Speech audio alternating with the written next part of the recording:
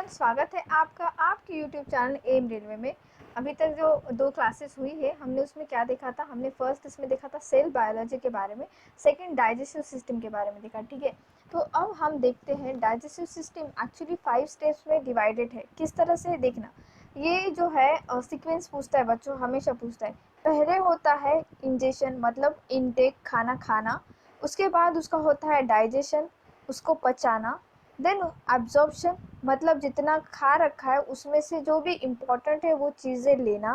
Then होता है assimilation, assimilation मतलब उसका समावेश करना, उस एनर्जी का आप कुछ काम कर कर समावेश कर सकते हो, या फिर एक तरह से आपकी बॉडी, आपके छोटे छोटे ऑर्गन्स उसका समावेश कर सकते हैं, जो इंटरनल काम करना होता है उनके लिए। और लास्ट में होता है एक्सक्रेशन या फिर इजेशन भी कहते हैं। इजेशन मतलब जितना भी वेस्ट पार्टिकल है हमें बॉडी से बाहर निकालना। ठीक है, तो आज का टॉपिक ही वही है, एक्सक्रेटरी सिस्टम। अब एक्सक्रेटरी सिस्टम क्या है देखो, हमारे बॉडी के अंदर इनसाइड आवर बॉडी बहुत सारे बायोकेमिकल रिएक्शंस चलते रहते हैं। ठीक है, बहुत सारे बायोकेमिकल रिएक्शंस। तो हर एक लिविंग ऑर्गेनिज्म में, ऐसे नहीं कि सिर्फ हमारे, जैसे ही बायोकेमिकल रिएक्शंस है मतलब हार्मफुल चीज़ें होंगी। हार्मफुल चीज़ें हैं तो जितने भी टॉक्सिक चीज़ें हैं वो बॉडी के बाहर निकालना ज़रूरी तो है। इसी थ्रोन आउट ऑफ दिस मतलब जो वेस्ट हमारे बॉडी के बाहर हम थ्रो आउट करते हैं, ठीक है, बाहर फेंकते हैं, उसी को हम कहते हैं एक्सक्रीट करना। क्या करना? एक्सक्रीट करना। तो आज हम पढ़ेंगे एक्सक्रीटरी सिस्टम के बारे में।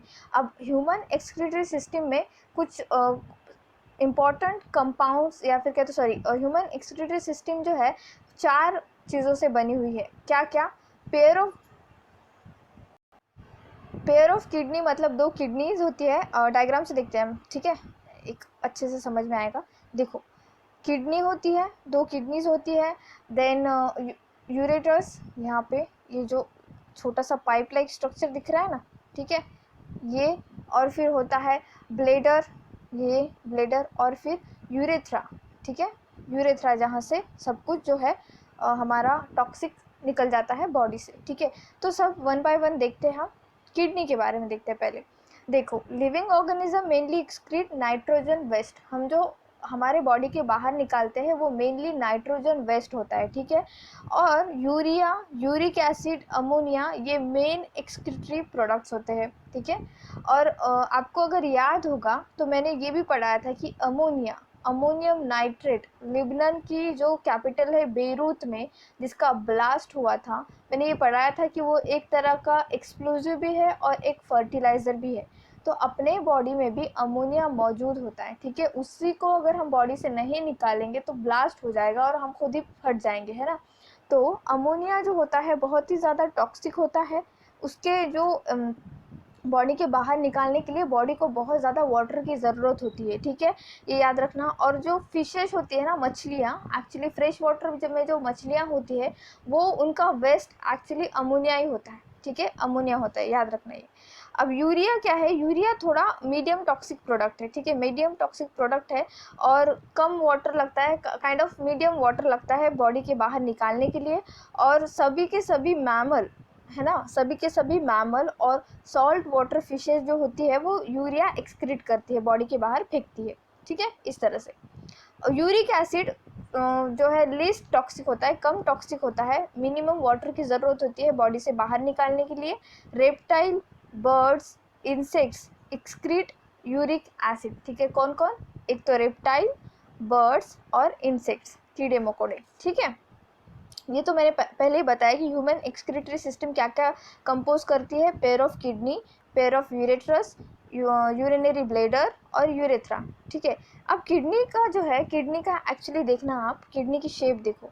किडनी की शेप कुछ इस तरह से है, बीन टाइप। ठीक है, तो ये क्वेश्चन बनता है किडनी की शेप किस तरह से? बीन, बीन टाइप, छोटी सी होती है बहुत ही। ठीक है, बीन टाइप स्ट्रक्चर होता है। और कुछ पूछते हैं हमारे स्टमक का शेप कहता हो तो जे टाइप। ठीक है, ये भी याद रखना। और किडनी जो है बच्चों, देखो किडनी के ऊपर यहाँ पे इस डायग्राम में लिखा नहीं हुआ है, लेकिन ये याद रखना, एड्रेनल ग्लैंड कहते हैं इसे। ये जो दिख रहा है ना, ये क्रीम कलर का, ठीक है, या फिर वाइटिश कलर बोल सकते हो आप, एड्रेनल ग्लैंड। एड्रेनल ग्लैंड क्या होता है एक्चुअली? इसका डायरेक्ट कनेक्शन अपने माइंड के साथ होता है। आपने कभी गौर किया होगा, या फिर मैं एक एग्जांपल देती हूँ, सपोज, ऐसा होना तो नहीं चाहिए लेकिन सपोज आप कोई व्हीकल चला रहे हो और अचानक से कोई सामने आ गया, अचानक से कोई जानवर सामने आ गया, तो आपको ब्रेक लगाना है। ये बात आपकी बॉडी को बताता है एड्रेनलिन ग्लैंड। ये क्या करता है, एक्चुअली इमरजेंसी सिग्नल्स पहुंचाने का काम करता है अपने माइंड को, ठीक है। तो जो भी चीज़ें हैं, जैसे किसी गर्म तवे पर हाथ रख दिया तो हाथ उठाना है, ये भी चीज़ें, कुछ भी एक्सीडेंटल चीज़ें, कोई इमरजेंसी चीज़ें, कोई सरप्राइजिंग चीज़ें होती है, ये सारे सिग्नल्स, ठीक है, सारे सिग्नल जो है एड्रेनल ग्लैंड देता है, ये याद रखना। और ये कहाँ मौजूद होता है, किडनी के ऊपरी परत पर, ठीक है, ऊपर होता है किडनी के। तो किडनी का पढ़ते हैं हम पहले। तो किडनी देखो, किडनी जो होती है बीन शेप ऑर्गन होती है, situated on the back side of abdomen, हमारे पेट के जो एब्डोमिनल होता है उसके पीछे सिचुएटेड होती है, ठीक है। और किडनी का मैंने पहले लेक्चर में, फर्स्ट लेक्चर में बताया था, स्ट्रक्चरल एंड फंक्शनल यूनिट क्या होता है, वो होता है नेफ्रॉन, ठीक है। और किडनी की स्टडी करने को कहते हैं नेफ्रोनोलॉजी। क्या कहते हैं, नेफ्रोनोलॉजी, ठीक है, याद रखना। किडनी जो है एक्चुअली, किडनी का वेट 120 ग्राम होता है, ठीक है। 120 ग्राम मतलब लाइक कितना छोटा सा, ठीक है ना, इतना छोटा सा किडनी और कितने सारे काम कर लेता है, ये देखना। इसके इंपॉर्टेंट पॉइंट्स में आपको समझ में आएगा। किडनी जो है 1 मिनट के अंदर अंदर, 1 मिनट के अंदर बच्चों, ठीक है, 1 से 1.5 लीटर तक का जो ब्लड है हमारा फिल्टर आउट करता है। हमारे बॉडी में एक्चुअली 5 लीटर तक का ही ब्लड होता है। तो एक दिन में हमारी छोटी सी किडनी 400 टाइम हमारा जो है ब्लड फिल्टर आउट करती है। कितने टाइम, 400 टाइम्स, यहाँ पे लिखा भी है 400 टाइम्स। और कुछ इस तरह से याद रखना, किडनी जो है रोज़मर्रा की ज़िंदगी में डेली 200 लीटर के आसपास लिक्विड फ़िल्टर आउट करती है। उसमें ब्लड भी आता है, वाटर भी आता है, और वो जो जितना भी फ़िल्टर आउट करती है उसमें से 1 से 1.5 लीटर तक का लिक्विड बॉडी के बाहर फेंकती है, ठीक है। मतलब जो यूरिया वगैरह हम जो एक्सक्रीट करते हैं वो, ठीक है। तो ये पॉइंट यहाँ पे क्लियर हो गया। और क्या है, यहाँ पे कुछ यूरिन जो है, एक्चुअली यूरिन जो हम बॉडी से थ्रो आउट करते हैं या फिर के तो फेंक देते हैं, तो उसमें एक्चुअली क्या मौजूद होता है, ये पूछते हैं। तो 95% तो वाटर होता है उसमें, ठीक है। 2.5% यूरिया होता है और 2.5% रिमेनिंग मतलब उसमें सॉल्ट आ जाता है, ठीक है, सॉल्ट, नमक आ जाता है, और फिर उसमें कुछ अमाउंट ऑफ यूरिक एसिड आ जाता है, इस तरह से, ठीक है। और जो हमारे बॉडी का पीएच मेंटेन करने का जो होता है वो सोडियम और हाइड्रोजन आयन पीएच मेंटेन करते हैं, ठीक है।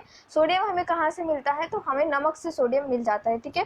तो ये जो है हमारे बॉडी का पीएच मेंटेन रखते हैं। अब पीएच मेंटेन रखना क्यों ज़रूरी है, जैसे कि मैंने पहले सेकेंड लेक्चर में बताया था कि हमारे स्टमक में हाइड्रोक्लोरिक एसिड होता है।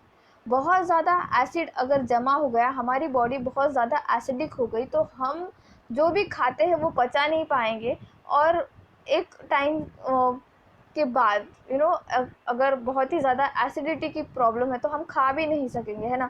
तो फिर क्या होगा, अल्टीमेटली मौत हो जाएगी, डेथ हो जाएगी। तो ऐसी चीज़ें ना हो, ठीक है। मैंने पहले भी बताया था कि भगवान ने इस तरह से हम लोगों का मैकेनिज़्म डिज़ाइन कर रखा है कि हमें आगे चलकर कोई प्रॉब्लम ही ना हो, ठीक है।